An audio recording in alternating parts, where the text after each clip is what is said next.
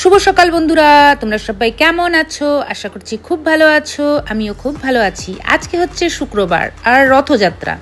রথযাত্রা উপলক্ষে আমাদের তামারহাটেও রথযাত্রা পালন করা হয় খুব সুন্দরভাবে। বাড়ির সামনেই মন্দির, গোবিন্দ মন্দির। এই যে গোবিন্দ মন্দির, এটা গোবিন্দ মন্দির। আর এই গোবিন্দ মন্দির থেকেই রথ বের হয় আর এই রথযাত্রা শুরু হয়। তো আজকে সারাদিন ব্যাপী অনুষ্ঠান রয়েছে। সকালবেলা আমাদের বাড়িতে গণেশ পুজো হবে, মানে দোকানে। আর তারপর দুপুরবেলা খাওয়া দাওয়ার ব্যবস্থা রয়েছে, মন্দিরে খাবো আজকে। দুপুরবেলা ভোগের আয়োজন রয়েছে। আর বিকেলবেলা 4টের সময় আবার রথ বের হবে। তো তোমাদের সঙ্গে ছোট্ট করে একটা ব্লগ শেয়ার করব রথের। তো আশা করি তোমাদের ভালো লাগবে, পুরো ভিডিওটা দেখো। তো দেখো, আমাদের মন্দিরে পুজোর সব আয়োজন করছে আমার শাশুড়ি মা। আর আয়োজন করা হলে মন্দির থেকে সব নিয়ে যাওয়া হবে দোকানে, আর দোকানে গিয়ে পুজো হবে। তো আজকে গণেশ পুজো, রথযাত্রা উপলক্ষে আমাদের দোকানে পুজো হয়। আমাদের মেডিসিনের দোকান, আর মেডিসিনের দোকানে ঠাকুরমশাই পুজো করছে।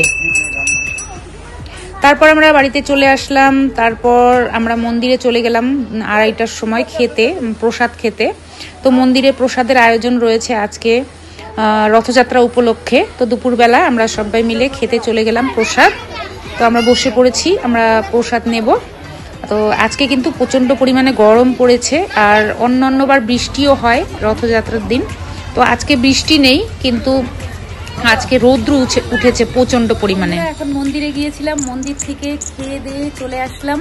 আর এখন একটু রেস্ট নেব, রেস্ট নিয়ে আবার বিকেলবেলা রথ দেখতে বের হবো।